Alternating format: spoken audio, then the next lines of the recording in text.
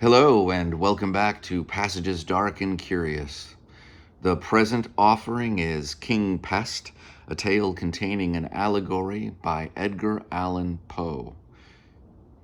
This is Poe's satire of authoritarian overreach directed at President Andrew Jackson, and as such was Poe's act of resistance. This is one of my favorite Poe stories, largely because of the delightful character sketches of the individuals in the court of King Pest.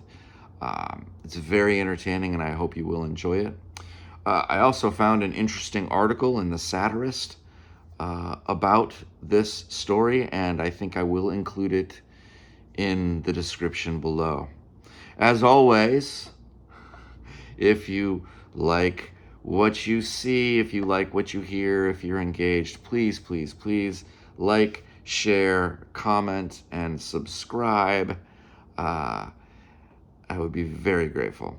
And now, without any further ado, King Pest. Enjoy.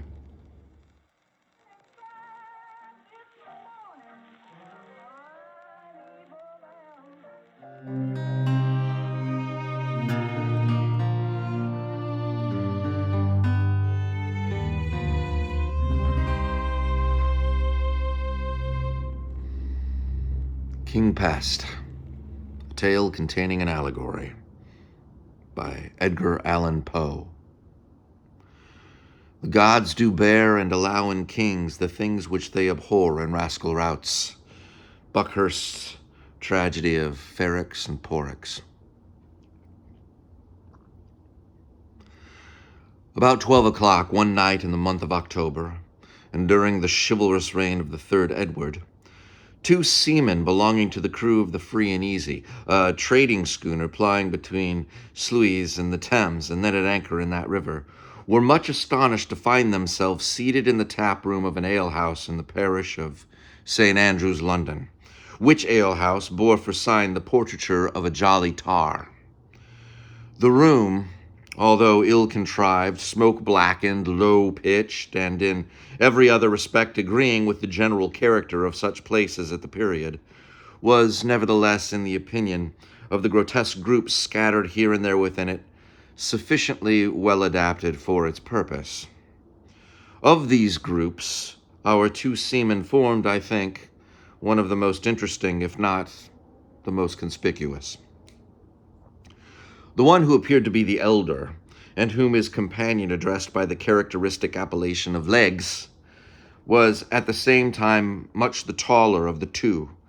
He might have measured 6 feet and a half, and an habitual stoop in the shoulders seemed to have been the necessary consequence of an altitude so enormous. Superfluities in height were, however, more than accounted for by deficiencies in other respects. He was exceedingly thin, and might, as his associates assertive, have answered when drunk for a pennant in the masthead, or when sober have served for a jib-boom. But these jests and others of a similar nature had evidently produced, at no time, any effect upon the cachinnatory muscles of the tar. With high cheekbones, a large hawk nose, retreating chin, fallen underjaw, and huge, protruding white eyes, the expression of his countenance, although tinged with a species of dogged indifference to matters and things in general, was not the less utterly solemn and serious beyond all attempts at imitation or description. The younger seaman was, in all outward appearance, the converse of his companion. His stature could not have exceeded 4 feet. A pair of stumpy bow legs supported his squat, unwieldy figure, while his unusually short and thick arms, with no ordinary fists set their extremities, swung off dangling from his sides like the fins of a sea turtle. Small eyes, of no particular color, twinkled far back in his head. His nose remained buried in the mass of flesh which enveloped his round, full, and purple face, and his thick upper lip rested upon the still thicker one beneath with an air of complacent self-satisfaction, much heightened by the owner's habit of licking them at intervals. He evidently regarded his tall shipmate with a feeling half wondrous, half quizzical, and stared up occasionally in his face as the red, setting sun stares up at the crags of Ben Nevis. Various and eventful, however, had been the peregrinations of the worthy couple in and about the different tap houses of the neighborhood during the earlier hours of the night. Funds, even the most ample, are not always everlasting, and it was with empty pockets our friends had ventured upon the present hostelry. At the precise period, then, when this history properly commences, Legs and his fellow, Hugh Tarpaulin, sat each with both elbows resting upon the large oaken table in the middle of the floor, and with a hand upon either cheek, they were eyeing from behind a huge flagon of unpaid-for humming stuff the portentous words, "No chalk," which to their indignation and astonishment were scored over the doorway by means of that very mineral whose presence they purported to deny. Not that the gift of deciphering written characters, a gift among the commonalty of that day considered less cabalistical than the art of inditing, could, in strict justice, have been laid to the charge of either disciple of the sea. But there was, to say the truth, a certain twist in the formation of the letters, an indescribable lee-lurch about the whole, which foreboded, in the opinion of both seamen, a long run of dirty weather, and determined them at once, in the allegorical words of Legs himself, to pump ship, clew up all sail, and scud before the wind. Having accordingly disposed of what remained of the ale, and looped up the points of their short doublets, they finally made a bolt for the street. Although Tarpaulin rolled twice into the fireplace, mistaking it for the door, yet their escape was at length happily effected, and half after 12 o'clock found our heroes ripe for mischief, and running for life down a dark alley in the direction of St. Andrew's Stair, hotly pursued by the landlady of the Jolly Tar. At the epoch of this eventful tale, and periodically for many years before and after, all England, but more especially the metropolis, resounded with the fearful cry of plague. The city was in a great measure depopulated, and in those horrible regions in the vicinity of the Thames where, amid the dark, narrow, and filthy lanes and alleys, the demon of disease was supposed to have had his nativity, awe, terror, and superstition were alone to be found stalking abroad. By authority of the king, such districts were placed under ban, and all persons forbidden under pain of death to intrude upon their dismal solitude. Yet neither the mandate of the monarch, nor the huge barriers erected at the entrances of the streets, nor the prospect of that loathsome death which, with almost absolute certainty, overwhelmed the wretch whom no peril could deter from the adventure, prevented the unfurnished and untenanted dwellings from being stripped by the hand of nightly rapine of every article, such as iron, brass, or leadwork, which could in any manner be turned to a profitable account.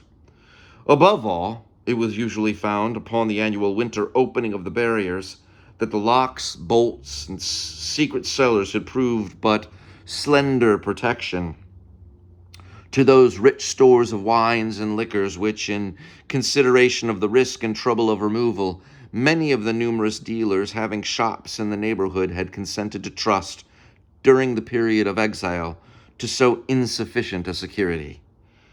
But there were very few of the terror-stricken people who attributed these doings to the agency of human hands. Pest spirits, plague goblins, and fever demons were the popular imps of mischief, and tales so blood-chilling were hourly told that the whole mass of forbidden buildings was at length enveloped in terror as in a shroud, and the plunderer himself was often scared away by the horrors his own depredations had created, leaving the entire vast circuit of prohibited district to gloom, silence, pestilence, and death. It was by one of these terrific barriers already mentioned, and which indicated the region beyond to be under the pest ban, that, in scrambling down an alley, Legs and the worthy Hugh Tarpaulin found their progress suddenly impeded. To return was out of the question, and no time was to be lost, as their pursuers were close upon their heels. With thoroughbred seamen to clamber up the roughly fashioned plankwork was a trifle, and maddened with the twofold excitement of exercise and liquor, they leaped unhesitatingly down within the enclosure, and holding on their drunken course with shouts and yellings, were soon bewildered by its noisome and intricate recesses. Had they not, indeed, been intoxicated beyond moral sense, their reeling footsteps must have been palsied by the horrors of their situation. The air was cold and misty. The paving stones, loosened from their beds, lay in wild disorder amid the tall, rank grass which sprang up around the feet and ankles. Fallen houses choked up the streets. The most fetid and poisonous smells everywhere prevailed.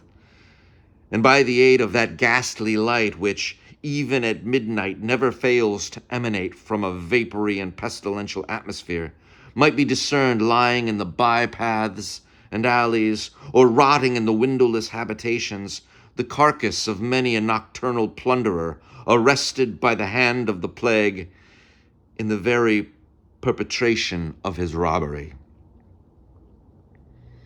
But it lay not in the power of images or sensations or impediments such as these to stay the course of men who, naturally brave, and at that time especially brimful of courage and of humming stuff, would have reeled as straight as their condition might have permitted, undauntedly into the very jaws of death.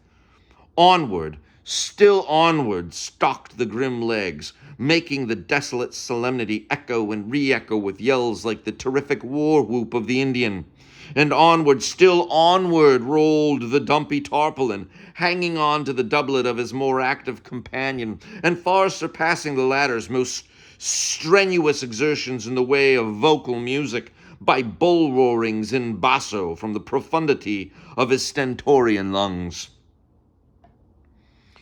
They had now evidently reached the stronghold of the pestilence. Their way at every step or plunge grew more noisome and more horrible, the paths more narrow and more intricate. Huge stones and beams, falling momentarily from the decaying roofs above them, gave evidence by their sullen and heavy descent of the vast height of the surrounding houses. And while actual exertion became necessary to force a passage through frequent heaps of rubbish, it was by no means seldom that the hand fell upon a skeleton or rested upon a more fleshy corpse. Suddenly, as the seaman stumbled against the entrance of a tall and ghastly-looking building, a yell, more than usually shrill from the throat of the excited Legs, was replied to from within, in a rapid succession of wild laughter-like and fiendish shrieks. Nothing daunted at sounds which, of such a nature, at such a time and in such a place, might have curdled the very blood in hearts less irrevocably on fire. The drunken couple rushed headlong against the door, burst it open, and staggered into the midst of things with a volley of curses. The room within which they found themselves proved to be the shop of an undertaker. But an open trap door in a corner of the floor near the entrance looked down upon a long range of wine cellars, whose depths the occasional sound of bursting bottles proclaimed to be well stored with their appropriate contents. In the middle of the room stood a table, in the center of which again arose a huge tub of what appeared to be punch.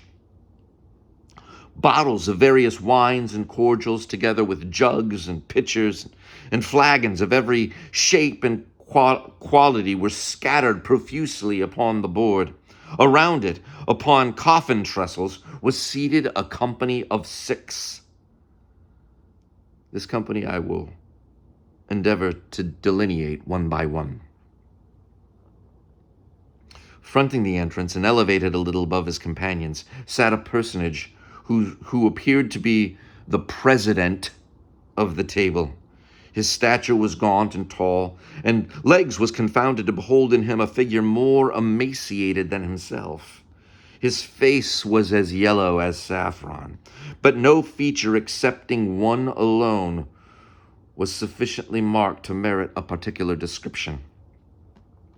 This one consisted in a forehead so unusually and hideously lofty as to have the appearance of a bonnet or crown of flesh superadded upon the natural head.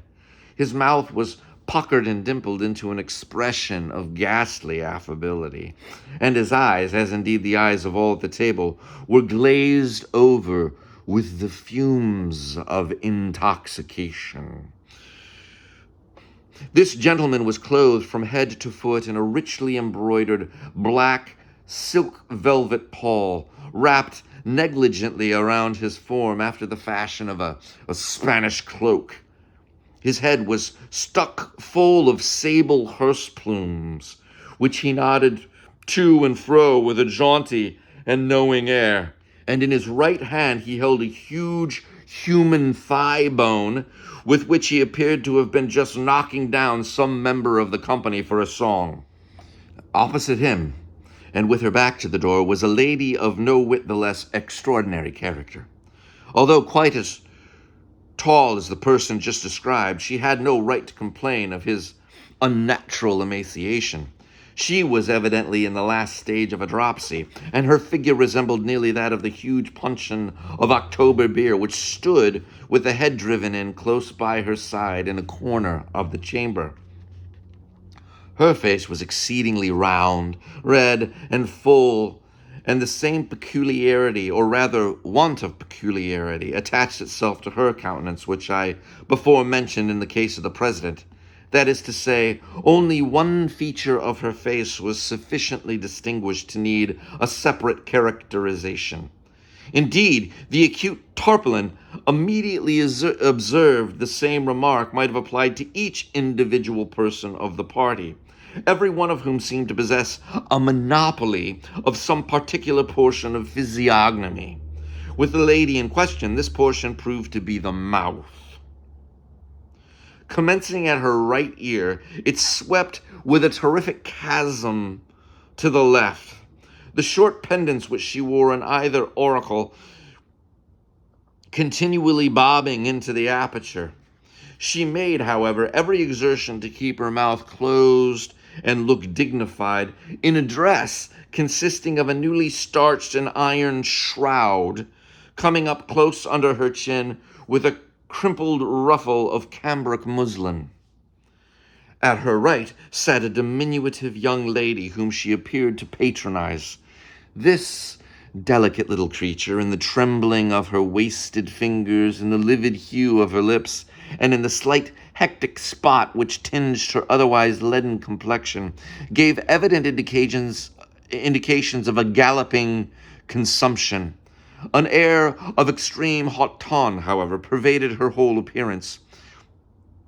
She wore in a graceful and dégagé manner a large and beautiful winding sheet of the finest India lawn. Her hair hung in ringlets over her neck. A soft smile played about her mouth, but her nose, extremely long, thin, sinuous, flexible, and pimpled, hung down far below her underlip, and in spite of the delicate manner in which she now and then moved it to one side or the other with her tongue, gave to her countenance a somewhat equivocal expression.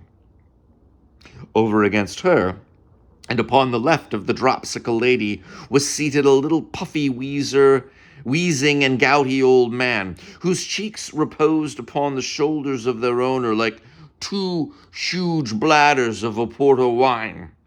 With his arms folded and with one bandaged leg deposited upon the table, he seemed to think himself entitled to some consideration.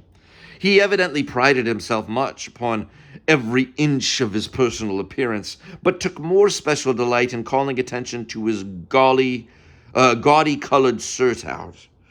This, to say the truth, must have cost him no little money, and was made to fit him exceedingly well, being fashioned from one of the curiously embroidered silken covers appertaining to those glorious escutcheons which, in England and elsewhere, are customarily hung up in some conspicuous place upon the dwellings of departed aristocracy. Next to him, and at the right hand of the president, was a gentleman in long white hose and cotton drawers. His frame shook in a ridiculous manner with a fit of what Tarpaulin called the horrors. His jaws, which had been newly shaved, were tightly tied up by a bandage of muslin, and his arms, being fastened in a similar way at the wrists, prevented him from helping himself too freely to the liquors upon the table, a precaution rendered necessary, in the opinion of Legges, by the peculiarly sottish and wine-bibbing cast of his visage.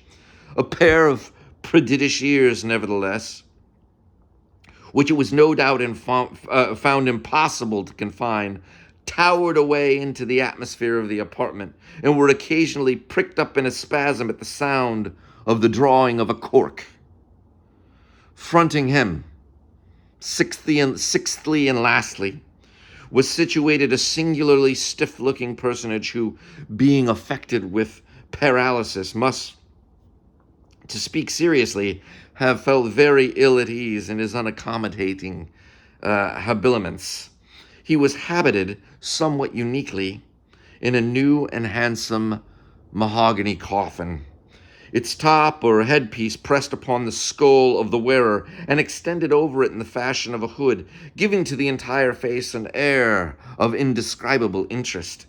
Armholes had been cut in the sides for the sake not more of elegance than of convenience, but the dress nevertheless prevented its proprietor from sitting as erect as his associates, and as he lay reclining against the trestle at an angle of 45 degrees, a pair of huge goggle eyes rolled up their awful whites toward the ceiling in absolute amazement of their own enormity. Now, before each of the party lay a portion of a skull, which was used as a drinking cup. Overhead was suspended a human skeleton by means of a rope tied round one of the legs and fastened to a ring in the ceiling. The other limb, confined by no such fetter, stuck off from the body at right angles, causing the whole loose and rattling frame to dangle and twirl about at the caprice of every occasional puff of wind which found its way into the apartment. In the cranium of this hideous thing lay a quantity of ignited charcoal, which threw a fitful but vivid light over the entire scene, while coffins and other wares appertaining to the shop of an undertaker were piled high up round the room and against the windows, preventing any ray from escaping into the street. Now, at sight of this extraordinary assembly, and of their still more extraordinary paraphernalia, our two seamen did not conduct themselves with that degree of decorum which might have been expected. Legges, leaning against the wall near which he had happened to be standing, dropped his lower jaw still lower than usual, and spread open his eyes to their fullest extent, while Hugh Tarpaulin, stooping down so as to bring his nose upon a level with the table and spreading out a palm upon either knee, burst into a long, loud, and obstreperous roar of very ill-timed and immoderate laughter. Without, however, taking offense at behavior so excessively rude, the tall president smiled very graciously upon the intruders, nodded to them in a dignified manner with his head of sable plumes, and arising, took each by an arm and led him to a seat with some others of the company had placed in the meantime for his accommodation. Legges to all this offered not the slightest resistance, but sat down as he was directed, while the gallant Hugh, removing his coffin trestle from its station near the head of the table to the vicinity of the little consumptive lady in the winding sheet, plumped down by her side in high glee, and pouring out a skull of red wine, quaffed it to their better acquaintance. But at this presumption, the stiff gentleman in the coffin seemed exceedingly nettled, and serious consequences might have ensued had not the president, rapping upon the table with his truncheon, diverted the attention of all present to the following speech.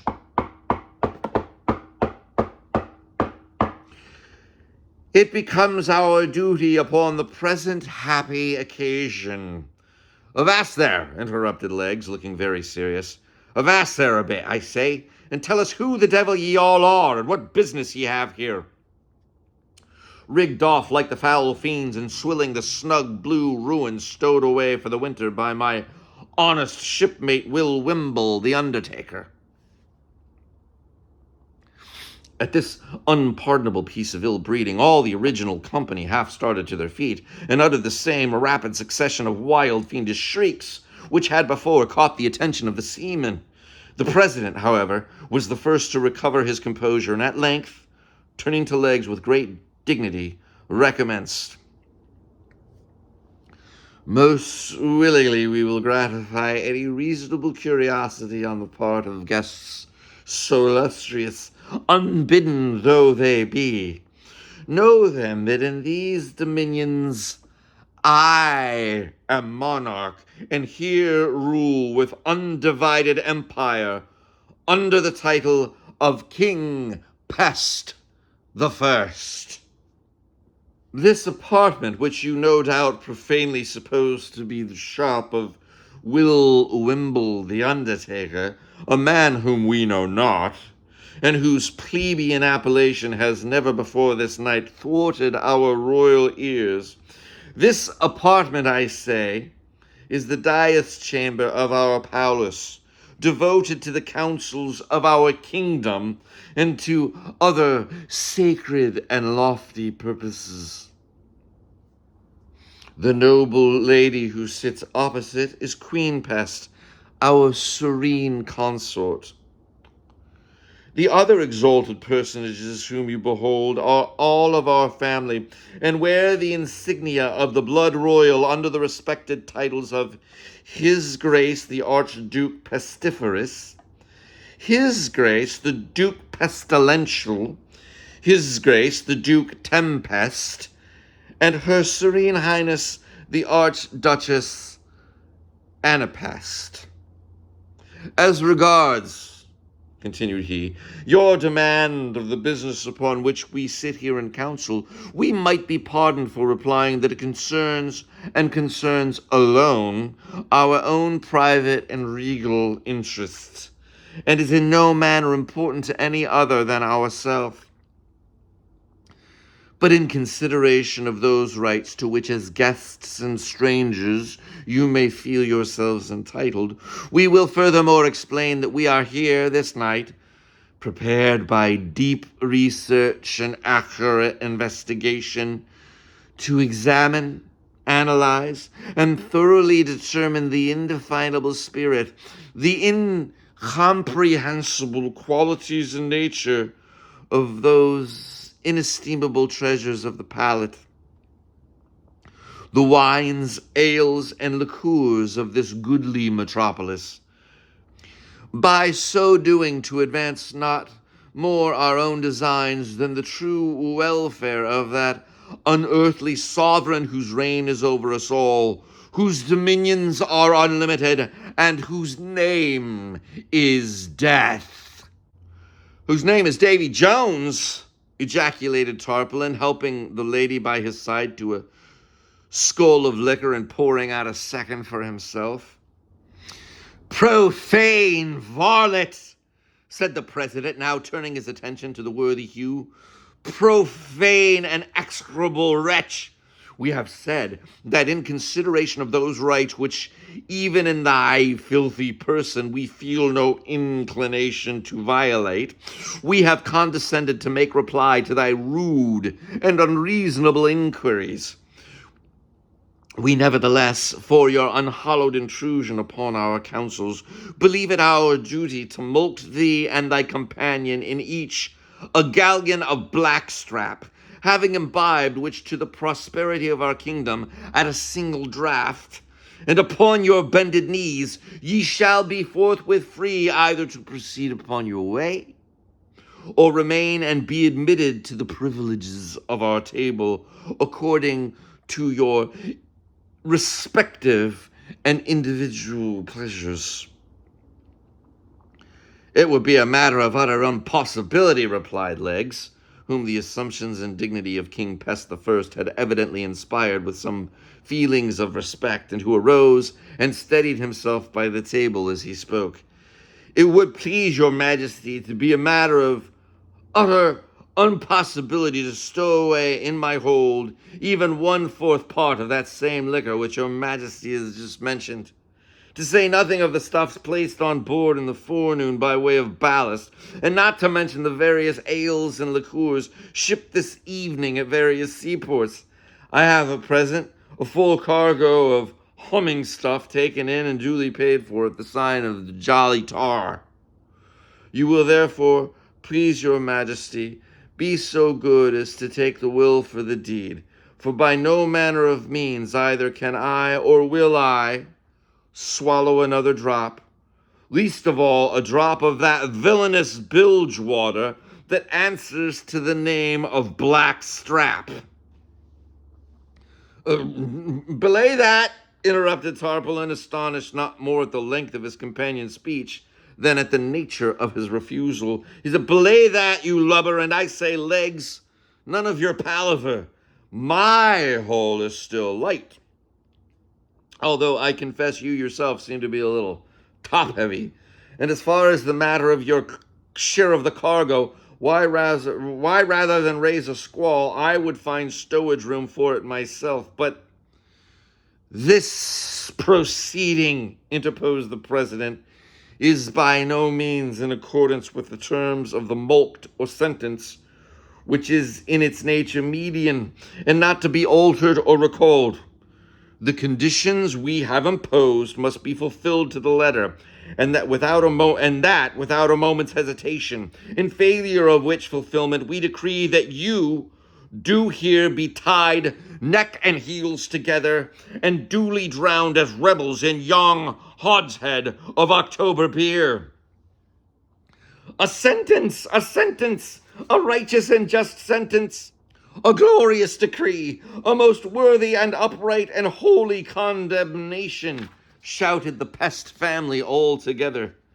The king elevated his forehead into innumerable wrinkles. The gouty little old man puffed like a pair of bellows. The lady of the winding sheet waved her nose to and fro, and the gentleman in the cotton drawers pricked up his ears. She of the shroud gasped like a dying fish, and he of the coffin looked stiff and rolled up his eyes. Ugh, ugh, ugh, chuckled Tarpaulin, without heeding the general excitation. Ugh, ugh, ugh, ugh, ugh, ugh, ugh, ugh, ugh, I was saying, said he, I was saying when Mr. King Pest poked in his marlinspike that as for the matter of 2 or 3 gallons more or less of black strap, it was a trifle to a tight sea-boat like myself, not overstowed. But when it comes to drinking the health of the devil, whom God assoilaz thee, and going down upon my marrow bones to his ill-favored majesty there, whom I know, as well as I know myself to be a sinner, to be nobody in the whole world but Tim Hurlygurly, the stage player, why, it's quite another guest sort of a thing, and utterly and altogether past my comprehension. He was not allowed to finish this speech in tranquility. At the name of Tim Hurlygurly, the whole assembly leaped from their seats. Treason! Shouted His Majesty King Pest I. Treason! Said the little man with the gout. Treason! Screamed the Archduchess Anna Pest. Treason! Muttered the man, the gentleman with his jaws tied up. Treason! Growled he of the coffin. Treason! Treason! Shrieked Her Majesty of the Mouth. and seizing by the hinder parts of his breeches the unfortunate tarpaulin, who had just commenced pouring out for himself a skull of liqueur, she lifted him high into the air and let him fall without ceremony into the huge puncheon of his beloved ale. Bobbing up and down for a few seconds like an apple in a bowl of toddy, he at length finally disappeared amid the whirlpool of foam which, in the already effervescent liquor, his struggles easily succeeded in creating. Not tamely, however, did the tall seaman behold the discomfiture of his companion. Jostling King Pest through the open trap-door, the valiant Legs slammed the door down upon him with an oath and strode toward the center of the room. Here, tearing down the skeleton which swung over the table, he laid it about him with so much energy and goodwill that, as the last glimpses of light died away within the apartment, he succeeded in knocking out the brains of the little gentleman with the gout. Rushing then with all his force against the fatal hogshead full of October ale and Hugh Tarpaulin, he rolled it over and over in an instant. Out poured a deluge of liquor so fierce, so impetuous, so overwhelming, that the room was flooded from wall to wall. The loaded table was overturned. The trestles were thrown about upon their backs, and the tub of punch into the fireplace, and the ladies into hysterics. Piles of death furniture floundered about. Jugs, pitchers, and carboys mingled promiscuously in the melee, and wicker flagons encountered desperately with bottles of junk. The man with the horrors was drowned upon the spot. The little stiff gentleman floated off in his coffin, and the victorious Legs, seizing by the waist the fat lady in the shroud, rushed out with her into the street and made a beeline for the free and easy. Followed under her easy sail by the redoubtable Hugh Tarpaulin, who, having sneezed 3 or 4 times, panted and puffed after him with the Archduchess Anna Pest.